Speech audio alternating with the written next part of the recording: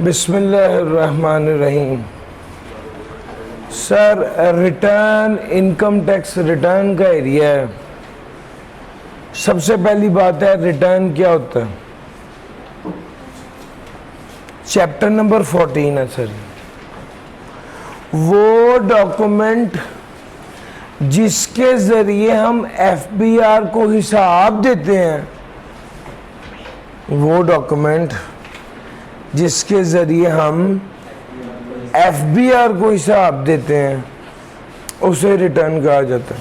यार, हमने शो करना होता है ना एफबीआर को, हमने डिक्लेयर करना होता है एफबीआर के सामने कि हमारी इनकम कितनी है और हमारे खर्चे कितने हैं और हमारी टैक्सेबल इनकम कितनी बनी और हमारा टैक्स कितना बना। ये जिस डॉक्यूमेंट के ज़रिए शो होता है, ये इनकम टैक्स रिटर्न कहा जाता है। ये प्रिस्क्राइब डॉक्यूमेंट है जिसके ज़रिए टैक्स पेयर अपनी टैक्सेबल इनकम और टैक्स लायबिलिटी को डिक्लेयर करता है, और ये डॉक्यूमेंट्स इनकम टैक्स रूल्स 2002 में प्रिस्क्राइब किए गए हैं।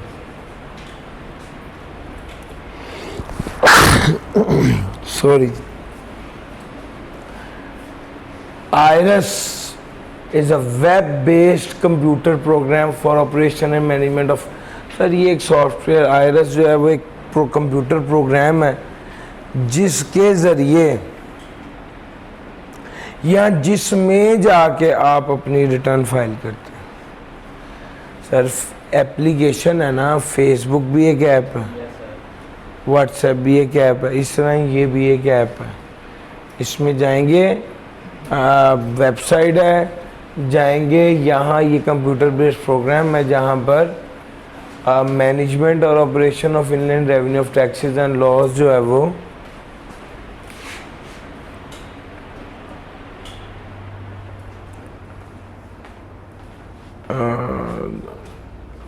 इसको देखा जाता है। अच्छा सर, अगली बात ये है, किस किस बंदे ने रिटर्न फाइल करनी है? सर, 5 लोग हैं, इन्होंने रिटर्न फाइल करनी ही करनी। हर वो बंदा इंडिविजुअल या एओपी जिसकी टैक्सेबल इनकम कितनी है, 6 लाख से ज़्यादा, हर वो बंदा, हर कंपनी ने रिटर्न फाइल करनी। हर इंडिविजुअल या एओपी जिसकी टैक्सेबल इनकम 6 लाख से ज़्यादा है, इसने भी रिटर्न फाइल करनी। नॉन प्रॉफिट ऑर्गेनाइजेशन, इसने भी रिटर्न फाइल करनी। Every person whose income for the year is subject to FTR, हर वो बंदा जिसकी इनकम फॉर द ईयर जो है वो एफटीआर के तहत टैक्स होनी है। Every person whose income for the tax year is subject to FTR। और हर वो बंदा जिसको बोर्ड नोटिफाई कर दे। सर जी, ये 5 लोग हैं, इन्होंने रिटर्न फाइल करनी है।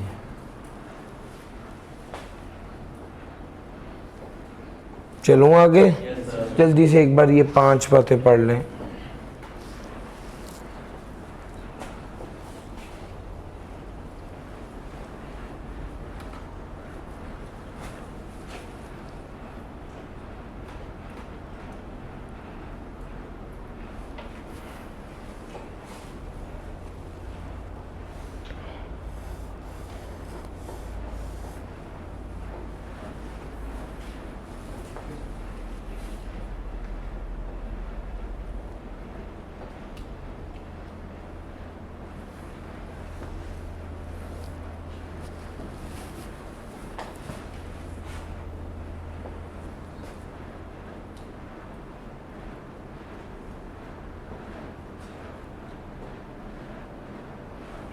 सर जी, ये 5 लोग वो लोग हैं जिन्होंने रिटर्न फाइल करनी है। आ जाए यहाँ पे, ये 11 लोग हैं, इन्होंने भी रिटर्न फाइल करनी। उसने ही रिटर्न फाइल करनी, इन्होंने भी रिटर्न फाइल करनी। उन 5 में से कोई बंदा आ जाए उसने रिटर्न फाइल करनी है, उन 5 के अलावा यानी वो बंदा जो उस 5 में फॉल ना करता हो लेकिन इन 11 में फॉल करता हो तो ये बंदा भी रिटर्न फाइल करेगा। तो वो पहले 5 पॉइंट है ही रिटर्न फाइल करने वाले, ये 11 लोग वो हैं जो भी रिटर्न फाइल। यार मेरी बात पिक कर रहे हो? आ जाओ। सरहार वो बंदा जिसकी इनकम 6 लाख से ऊपर और उसने टैक्स जमा कराना है, यस और नो। लेकिन अगर एक बंदा जिसकी पिछले साल इनकम थी 26 लाख, उससे पिछले साल इनकम थी 45 लाख, इस साल इनकम है 2 लाख, क्या इसने रिटर्न जमा करानी? आपने अभी पढ़ा है टैक्सेबल इनकम होगी तो रिटर्न जमा करानी होगी, उसकी टैक्सेबल इनकम है ही नहीं। अब सुनो, वो कहता है टैक्सेबल इनकम होगी तो रिटर्न जमा करानी ही करानी है, लेकिन अगर पिछले 2 सालों में इनकम टैक्सेबल थी, इस साल टैक्सेबल नहीं है, तो भी रिटर्न जमा करानी। यार मेरी बात पिक कर रहे हो? अगर वो क्राइटेरिया मीट हो गया फिर तो आपने रिटर्न जमा करानी ही करानी है, लेकिन अगर वो क्राइटेरिया मीट ना हुआ और ये वाला क्राइटेरिया मीट हो गया तो भी रिटर्न जमा करानी है।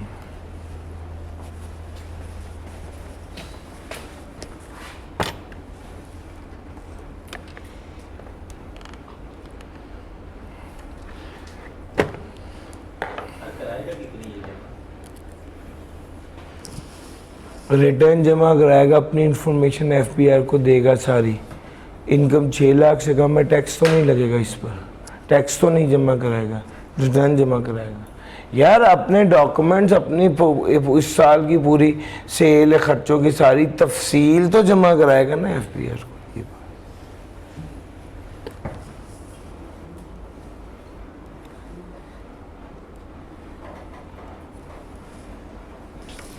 Claims a loss carried forward for a tax year.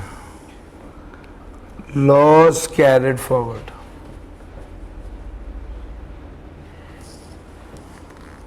Loss carried forward. Sir ji income पे लगता है टैक्स, और इनकम कमाई तो टैक्स जमा कराना ही था, लेकिन अगर इनकम नहीं कमाई उल्टा नुकसान हो गया, टैक्स तो नहीं ना जमा कराना, नहीं जमा कराना, रिटर्न जमा कराने की जरूरत है। अगर आपने अगले साल उसको कैरेट फॉरवर्ड करना है तो रिटर्न जमा करवाएं।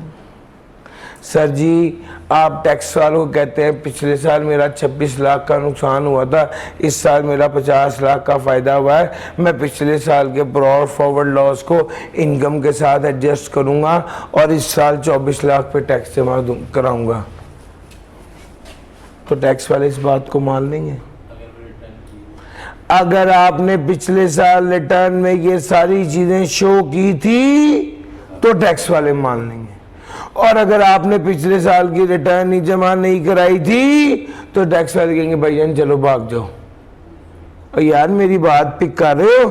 तो भैया अगर आप लॉस क्लेम करना चाहते हैं, कैरेट फॉरवर्ड करना चाहते हैं, तो फिर इनकम टैक्स जमा करानी पड़ेगी, रिटर्न जमा करानी पड़ेगी।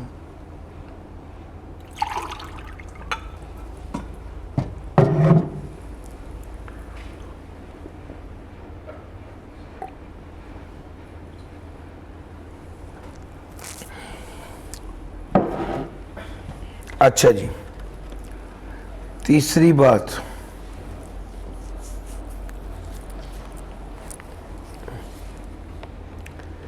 अगर किसी बंदे के पास प्लॉट है, कहाँ पे? इस्लामाबाद में। कहाँ पे? कैंट एरिया में। कहाँ पे? म्यूनिसिपल लिमिट्स के अंदर। कितना प्लॉट है? 500 स्क्वायर यार्ड्स या उससे ज़्यादा का। तो उससे रिटर्न जमा करानी पड़ेगी। अब फिर वही बात है, अगर एक बंदे की इनकम थी 2 लाख रुपया सालाना, तो क्या उसको रिटर्न जमा करानी चाहिए? नहीं, उसके लिए रिटर्न जमा कराना जरूरी नहीं है।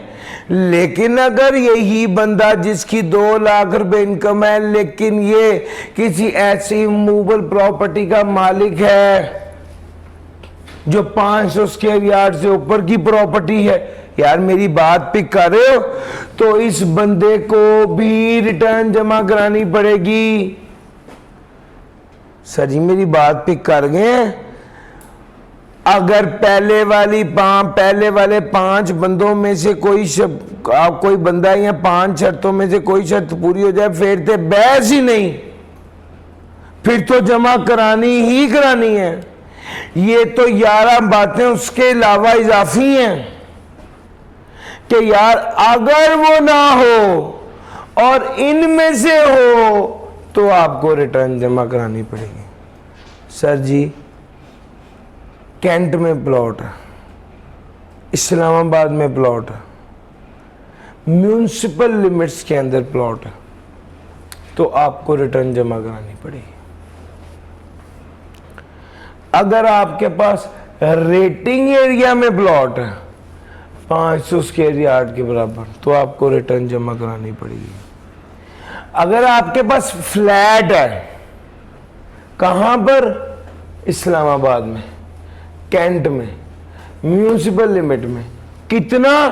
जितना भी, आपको रिटर्न जमा करानी पड़ेगी। आपके पास फ्लैट है रेटिंग एरिया में, कितना? 2000 स्क्वायर फीट के बराबर, 2000 स्क्वायर फीट के बराबर। अब मैंने आपको 3 पॉइंट्स पढ़ाए हैं। एक पढ़ा है इमूवेबल प्रॉपर्टी, एक पढ़ा है फ्लैट। इमूवेबल प्रॉपर्टी में भी 2 बातें।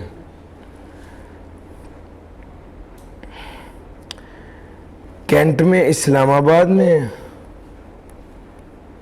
कैंट में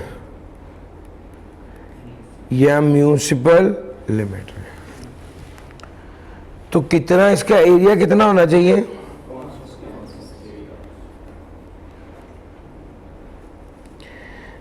अगर रेटिंग एरिया में है तो कितना हो? तो भी 500 स्क्वायर यार्ड्स है। अगली बात, फ्लैट है, किधर है? फिर देखना पड़ेगा, इस्लामाबाद में, कैंट में,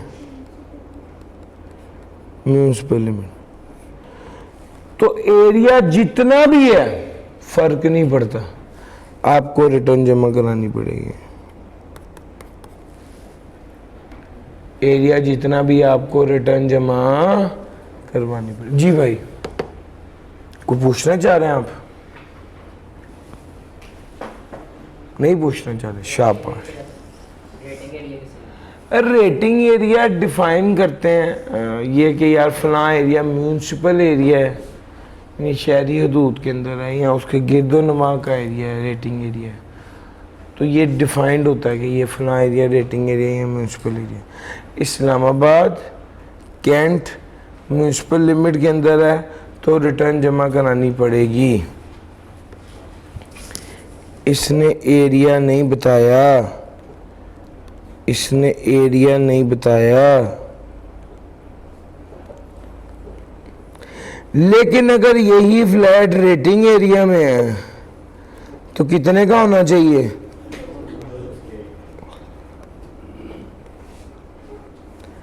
2000 स्क्वायर यार्ड, शाबाश, स्क्वायर फीट है। यार मेरी बात पिक कर गए हो? मैंने आपको ये 3 पॉइंट बताए। इमूवेबल प्रॉपर्टी है, रेटिंग एरिया में। ये इमूवेबल प्रॉपर्टी है, ये कैंट इस्लामाबाद ये म्यूनसिपल लिमिट में है। कितना? 500 स्क्वायर यार्ड, 500 स्क्वायर यार्ड या 2000 स्क्वायर फीट।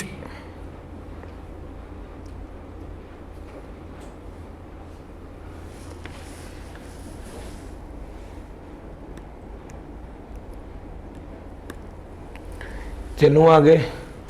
1000 सीसी से ऊपर की गाड़ी है, अगर किसी बंदे के पास 1000 सीसी से ऊपर की गाड़ी है तो उसे रिटर्न फाइल करनी पड़ेगी। फिर दोबारा वही पॉइंट जो मैं पहले 4 बार बता चुका हूँ, अगर एक बंदे की इनकम 25 लाख है और उसके पास 1000 सीसी की गाड़ी है तो वो रिटर्न फाइल करेगा? ओए हाँ ना करो यार। अगर किसी बंदे की इनकम 2.5 लाख है और उसके पास 1000 सीसी की गाड़ी है तो वो रिटर्न फाइल करेगा? मतलब बात करने की कि जिसकी इनकम 6 लाख से ऊपर थी उसने तो रिटर्न फाइल करनी थी, लेकिन जिस बंदे की इनकम 6 लाख से कम है उसको रिटर्न फाइल करने की जरूरत नहीं है। अलबत्ता अगर उसके पास 1000 सीसी से ऊपर की गाड़ी है तो उसको रिटर्न फाइल करनी पड़ेगी।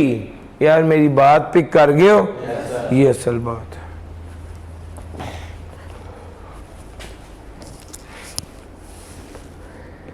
National tax number, has obtained national tax number N3, holder of commercial या industrial connection of electricity where annual bill. Sir ji उसका कमर्शियल या इंडस्ट्रियल बिजली का कनेक्शन है और बिल कितना आ रहा है? 5 लाख से ऊपर आ रहा है, तो इस बंदे को भी रिटर्न फाइल करनी पड़ेगी। सर मैंने आपको 8 पॉइंट्स बता दिए, पहले यहां तक ये वाले 8 पॉइंट्स जल्दी से रिवाइज कर लें।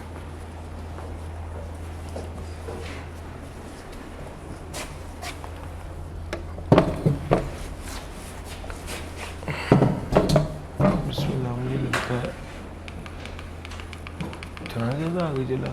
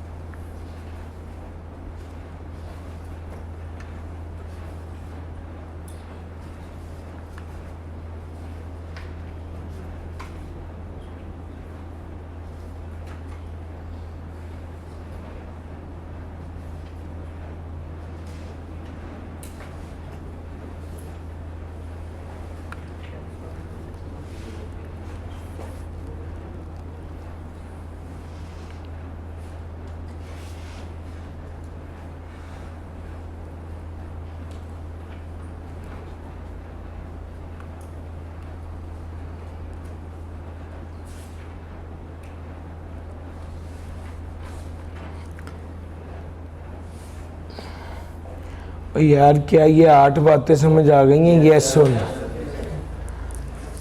यार, अगर कोई बंदा बिजनेसमैन है और वो chamber of commerce and industry का मेंबर है या एसोसिएशन या ट्रेड एसोसिएशन या बिजनेस एसोसिएशन या मार्केट कमेटी का मेंबर है या प्रोफेशनल बॉडी का मेंबर है, including PEC Pakistan engineering council या PMDC Pakistan medical and dental council या पाकिस्तान बार काउंसिल और एनी प्रोविंशियल बार काउंसिल या institute of chartered accountants of Pakistan या institute of cost and management accountant of Pakistan. Sir जी अगर कोई बंदा सुनना कारोबार कर रहा है और chamber of commerce and industry का मेंबर है, इंजीनियर है और पीईसी का मेंबर है, मेडिकल और डेंटल काउंसिल यानी डॉक्टर है और पीएमडीसी का मेंबर है, लॉयर है और बार काउंसिल का मेंबर है, और अकाउंटेंट है तो आई कैब या आईसीएमए का मेंबर है, तो उस बंदे पर भी रिटर्न जमा कराना ज़रूरी होगा। यार मेरी बात समझ आ रही है? ये पॉइंट है सर। अब मुझे एक बात बताओ, एक चार्टर्ड अकाउंटेंट है, वो पूरा साल बेरोज़गार रहा है, उसने पूरे साल में 3,05,000 रुपया कमाया। सवाल ये कि क्या उसको रिटर्न जमा करानी पड़ेगी? क्यों जी? मेंबर है, शाबाश। पहले असूल में नहीं, अगर वो बंदा उसने 25-30 लाख रुपया कमाया तो फिर तो बहस ही नहीं है। अगर उसने वो नहीं कमाया तो भी रिटर्न जमा कराने की करानी पड़ेगी कि वो मेंबर है। सर जी अगली बात,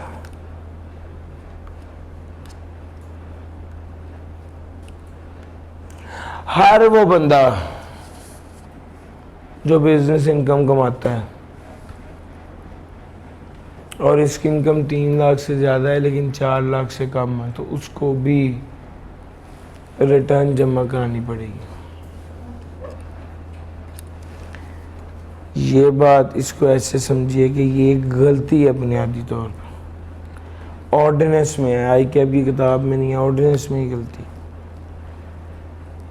लेकिन अब जो है ऑर्डिनेंस में जो गलती होती है उसको गलती नहीं मानते, उसको बिस्मिल्लाह करके कहते हैं कि बिल्कुल ठीक है, मुझे समझ आ गई है। ये असल में होना चाहिए था 6 लाख। जो गौर करो ना, 6 लाख से ऊपर वाले पे टैक्स लगना है। ये क्या बात हुई कि 3 लाख से 4 लाख के दरमियान जिसकी इनकम फ्रॉम बिजनेस है उस वो रिटर्न फाइल करेगा, और 4 से 6 वाला भी रिटर्न फाइल नहीं करेगा और 6 से ऊपर वाला रिटर्न फाइल करेगा। ये तो एक बकवास बात है ना सर। ये असल में पुराना, पहले जब पिछला साल था तो 4 लाख से टैक्स लगता था, तो ये उस वक़्त कानून आया था। वो इन्होंने इसको 6 लाख नहीं किया, ऑर्डिनेंस में भी ऐसे ही आ गया। हम भी आपको ऐसे ही पढ़ा रहे हैं। हर वो बंदा जिसकी इनकम फ्रॉम बिजनेस है स्टेप नंबर 1, और 3 लाख से 4 लाख के दरमियान है स्टेप नंबर 2, तो उसको रिटर्न फाइल करनी पड़ेगी। एवरी रेजिडेंट इंडिविजुअल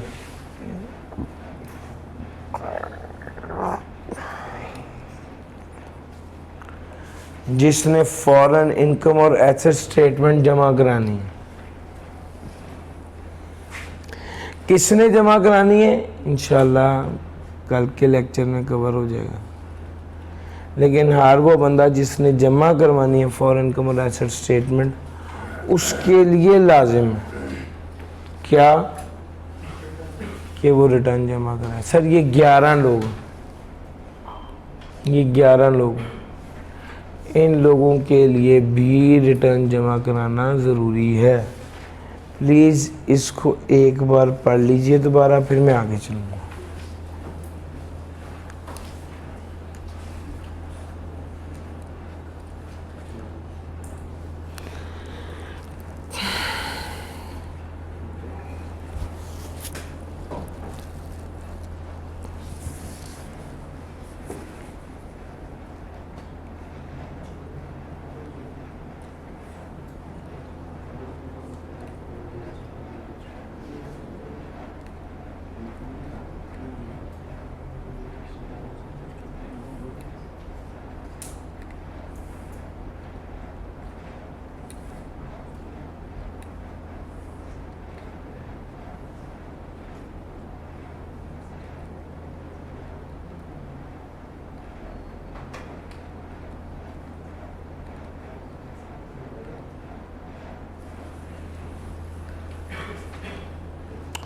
यार कोई सवाल पूछना है तो पूछो।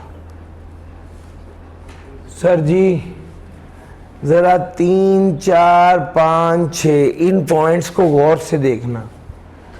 3, 4, 5 ये फ्लैट और इमूवेबल प्रॉपर्टी का पॉइंट है, और 6 किसका पॉइंट है? व्हीकल का। अब सुनो, अगर फ्लैट, व्हीकल, फ्लैट,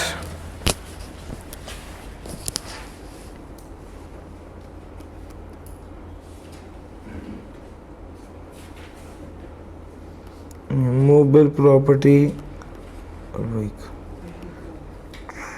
अगर इन 3 चीजों का मालिक होने की वजह से, सिर्फ इन 3 चीजों की मलकियत होने की वजह से आपको टैक्स रिटर्न फाइल करनी पड़ रही थी,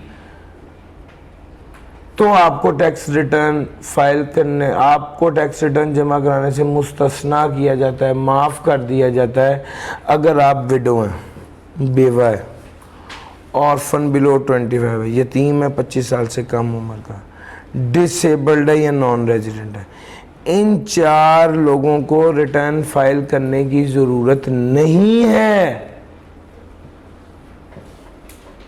अगर रिटर्न इन लोगों से दरकार की जा रही थी सिर्फ इस वजह से चूंकि इनके पास फ्लैट था या इमूवेबल प्रॉपर्टी थी या गाड़ी थी, मुझे आप एक सवाल का जवाब दें। एक विडो है जिसकी सालाना इनकम 11,50,000 है,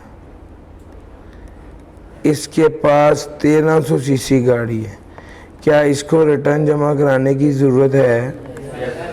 क्या हूँ जी?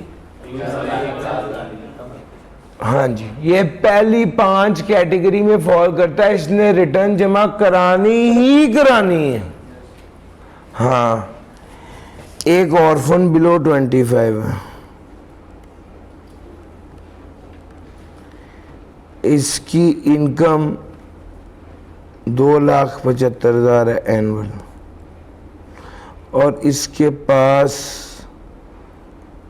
550 स्क्वायर यार्ड की प्रॉपर्टी है कैंट में, क्या इसको रिटर्न जमा करानी पड़ेगी?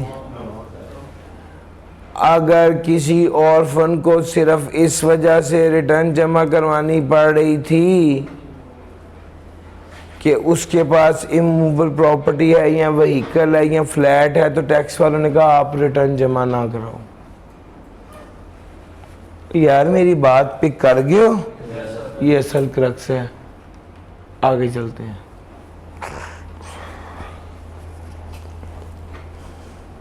आपको यार कोई बंदा ऐसा भी है जो बंदा कहता है भैया आपने रिटर्न क्यों नहीं जमा कराई?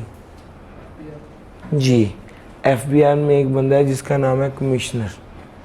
कमिश्नर साहब, किसी भी बंदा जिसके बारे में उन्हें लगता है कि यार इस बंदे को रिटर्न जमा करानी चाहिए थी, प्राडो उसके पास है, रिटर्न क्यों नहीं जमा, उसको नोटिस दे देगा कि आपके पास 1000 सीसी से ऊपर की गाड़ी है,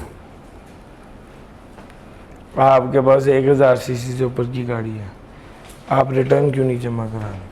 कमिश्नर के पास पावर है, वो किसी को भी ये बात कह सकता है। और फिर इससे अगली बात ये है, चूंकि उसके पास ये पावर है, वो किसी बंदे को भी कह सकता है कि रिटर्न जमा कराओ, और फिर उस बंदे को रिटर्न जमा करवानी पड़ेगी नोटिस के 30 दिन के अंदर अंदर। अच्छा, ये तो एक बात है। अगली पावर बड़ी कमाल है, कमिश्नर के पास ये पावर भी है कि 12 माह से कम की रिटर्न जमा कराने के हवाले से किसी बंदे को नोटिस दे दे। वो बंदा जो फौत हो गया उसके लीगल रिप्रेजेंटेटिव को, या जो लिक्विडेट हो गया, या जो इंसॉल्वेंट हो गया उस बंदे को, या जो पाकिस्तान परमानेंटली छोड़ के जा रहा है, या कोई और बंदा जिसके हवाले से कमीशन को लगता है कि इसको नोटिस दे देना चाहिए कि तुम मुझे 1 साल से कम पीरियड की रिटर्न जमा कराओ। सर जी, आपको पता होना चाहिए हमने जो एफबीआर को हिसाब देना है वो साल की इनकम पे देना है। यस और नो? कमीशन के पास ये पावर तो है ही है कि 1 साल बाद किसी बंदे को भी नोटिस देकर रिटर्न जमा कराओ तो उसे रिटर्न जमा करानी पड़ेगी। कमीशन के पास ये पावर भी है कि साल से कम के हवाले से कह दे कि भाई ये 8 माह की रिटर्न जमा कराओ, 7 माह की रिटर्न जमा कराओ, 6 माह की इनकम की रिटर्न जमा कराओ। अगर बंदा मर गया या बैंक करप्ट हो गया या पाकिस्तान छोड़ के जा रहे हैं, कोई और वजह, जिसको ये नोटिस दे दिया गया है, कमिश्नर इन राइटिंग नोटिस देगा और रिक्वायर करेगा कि जनाब आप रिटर्न जमा करें किसी भी ऐसे बंदे को जिसके बारे में उसे लगता है कि इसको रिटर्न जमा करवानी चाहिए थी और उसने नहीं करवाई। ये वाला बंदा इस नोटिस के 30 दिन के अंदर अंदर रिटर्न जमा कराएगा। ये पीरियड कम या ज़्यादा हो सकता है। कमिश्नर पिछले 5 सालों में से किसी साल के बारे में भी कह सकता है कि तुम रिटर्न जमा कराओ, तो रिटर्न जमा करानी पड़ेगी। और अगर पिछले 5 सालों में से कोई साल आप रिटर्न जमा नहीं करवा पाए तो कमिश्नर 10 सालों में से किसी साल के बारे में कह सकता है कि रिटर्न जमा कराओ, तो आपको रिटर्न जमा करानी पड़ेगी। यानी कमिश्नर आपको 2018 से लेकर 2023 तक के पीरियड के लिए कह सकता है कि रिटर्न जमा कराओ। और अगर आपने 2020 की रिटर्न जमा नहीं कराई हुई तो फिर पिछले 5 साल नहीं बल्कि पिछले 10 साल यानी 2013 से ऑनवर्ड्स के लिए कह सकता है किसी भी पीरियड के लिए रिटर्न जमा कराओ और फिर रिटर्न जमा करानी पड़ेगी। हाँ, ये 5 साल की लिमिट है, 10 साल की लिमिट है, लेकिन ये वाली लिमिट उस बंदे के लिए अप्लाई नहीं होती जिसकी फॉरेन इनकम और फॉरेन एसेट्स हो। उसके लिए 5-10 साल की लिमिट नहीं है, वो 50 साल पुरानी इनकम के हवाले से पूछ लें। सर समझ आ रही है? ये कमिश्नर की पावर्स हैं। पावर नंबर 1, कमिश्नर को लगा इसको रिटर्न जमा करानी चाहिए, उसे नोटिस देगा कि रिटर्न जमा कराओ, 30 दिन के अंदर करानी पड़ेगी। पावर नंबर 2, कमिश्नर किसी बंदे के बारे में भी कह सकता है कि तुम 1 साल से कम की पीरियड की रिटर्न जमा कराओ। पास पेपर में सवाल आया हुआ। पावर नंबर 3, पिछले 5 साल में से किसी साल के बारे में भी कह सकता है रिटर्न जमा कराओ। पावर नंबर 4, 5 साल में से कोई साल रह गया तो 10 साल के बाद से कह सकता है रिटर्न जमा कराओ, उस बंदे को रिटर्न जमा करानी पड़ेगी। और अगर फॉरेन इनकम है तो फिर 5-10 साल नहीं, फिर खुला ही खाता है। सर समझ आ रही है? जल्दी से इसको एक बार पढ़ लें फिर आगे चलें। सर ये मेनली समझ के करना है, थ्योरेटिकल याद नहीं होगा जब तक कॉन्सेप्ट नहीं होगा। मैं बड़ी कोशिश कर रहा हूँ कि कॉन्सेप्ट बिल्डिंग हो साथ के साथ।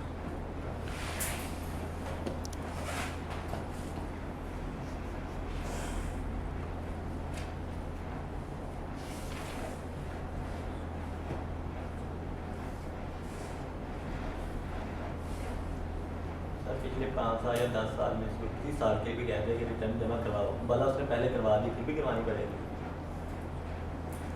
पहले करवा दी तो रिटर्न को तो नहीं कहेगा ना जमा करो, फिर उसमें खराबी होगी तो उसको हाईलाइट करेगा।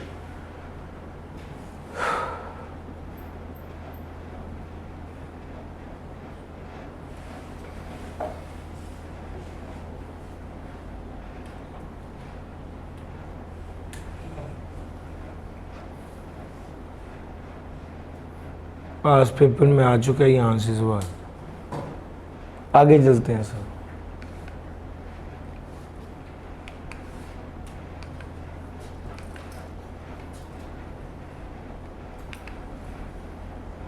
टू 2.4 आपके पास क्या आ रहा है?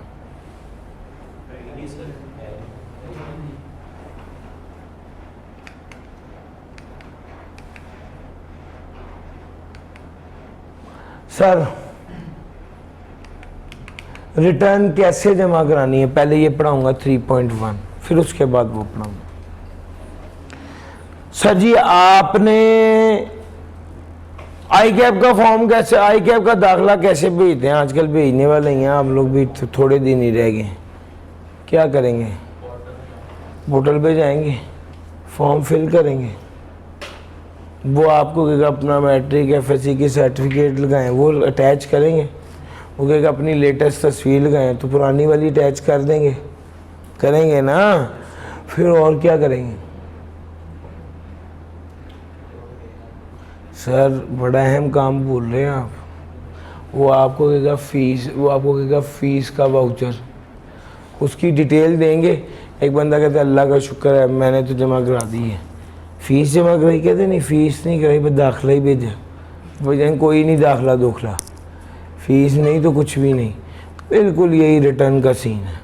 सर आपने रिटर्न जमा करानी है, पर्टिकुलर फॉर्म खोलना है जो आई कैप में जिस तरह का आपने खोलना है फॉर्म, पोर्टल पर जाकर वही यहाँ पर भी आपने खोलना है, उसको साइन भी करना है। A company with due payment of tax भी जमा कराना है, और अगर वो कोई और वेल्थ स्टेटमेंट, फॉरेन इनकम और एसेट स्टेटमेंट है तो वो भी जमा कराने हैं। सर क्या ये काम इलेक्ट्रॉनिकली होगा? यस। कौन करेगा? ई इंटरमीडियरी। ई इंटरमीडियरी कौन होता है? जो टैक्स पेयर और एफपीआर के दरमियान में एक बंदा होता है, टैक्स प्रैक्टिशनर, जो टैक्स पेयर से इंफॉर्मेशन लेता है और उसके एफबीआर को जमा करवा देता है, डिजिटलाइज कर देता है, डिजिटलाइज कर देता है। सर इसको ई इंटरमीडियरी कहते हैं। जिस बंदे ने रिटर्न जमा कराई, समझा जाएगा उस बंदे ने होशोवार से सोच समझ के रिटर्न जमा कराई। जिस बंदे ने भी रिटर्न जमा कराई, समझा जाएगा उसने होशो हवास से सोच समझ के रिटर्न जमा कराई है। लो जी, method of filing of tax return में ये बातें थी।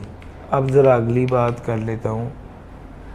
अगर कोई बंदा रिटर्न ना जमा कराए तो क्या होगा? सबसे पहले तो उसका नाम एक्टिव टैक्स पेयर लिस्ट में शामिल नहीं होगा, या अगर पहले कराई थी इस बार नहीं कराई तो उसका नाम एक्टिव टैक्स पेयर लिस्ट से निकाल दिया जाएगा। दूसरे नंबर पे उसका शनाख्ती कार्ड नंबर डालेंगे तो पता चल जाएगा इसके नाम पे कितनी सिमें हैं, वो सारी सिमें ब्लॉक कर देंगे। सर समझ आ रही है?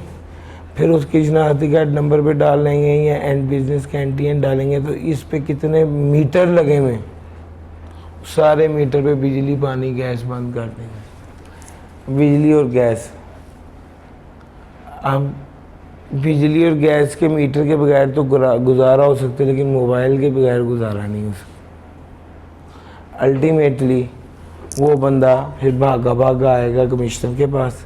कमिश्नर कहेगा भाई मैं करवा रहा था, मेरी थोड़ी तबीयत ख़राब थी।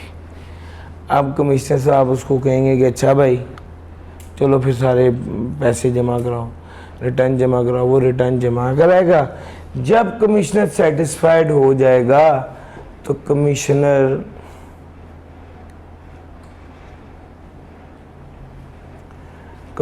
रीस्टोरेशन का ऑर्डर दे देगा, बहाल कर दिए जाए इसकी सारी सिमें, इसके व्हाट्सएप जो पेंडिंग है वो अब इस तक पहुंच जाए, इसके जो मैसेजेस पेंडिंग हैं वो इस तक पहुंच जाएं। चारा परेशान हो गया तो भाई उसकी restoration of mobile phone, mobile sims आ जाएगा। No person shall be included in the general order unless following condition have been met with, namely notice demanding return of income has been issued by the commissioner। Sir ji पहला point है, आप किसी भी बंदे की SIM block नहीं करेंगे, किसी भी बंदे का कनेक्शन नहीं काटेंगे जब तक उसको नोटिस नहीं भिजवाया, और नोटिस भिजवा कर जो टाइम था उसको दिया। नोटिस में लिखा है 30 दिन के अंदर अंदर जमा कराओ और आपने 25 दिन बाद उसका कनेक्शन काट दिया, ये तो गलत है ना। नोटिस दें और जितना टाइम दिया हुआ उस टाइम को ख़त्म होने के बाद फिर उसका कनेक्शन काटें। सर जी ये पॉइंट क्लियर हो गया, यस और नो? लो भैया मैंने आपको रिटर्न के हवाले से एक बात बस रह गई, दिल में ना रह जाए, ये बता दूं, बिजनेस बैंक अकाउंट। सर जी कमिश्नर जो होता है ना,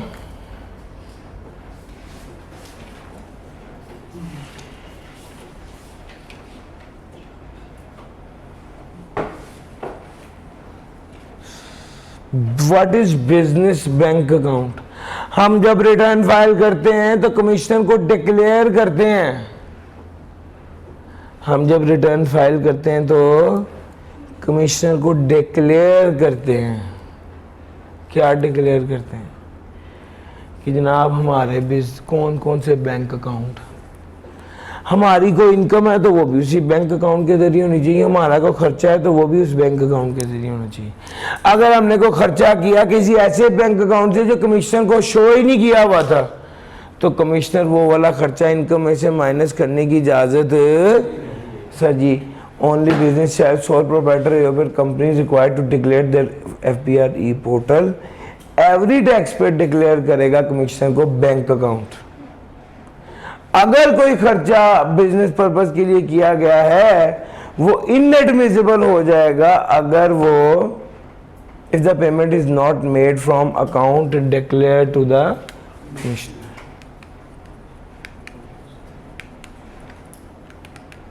तो सर जी क्लियर हो गया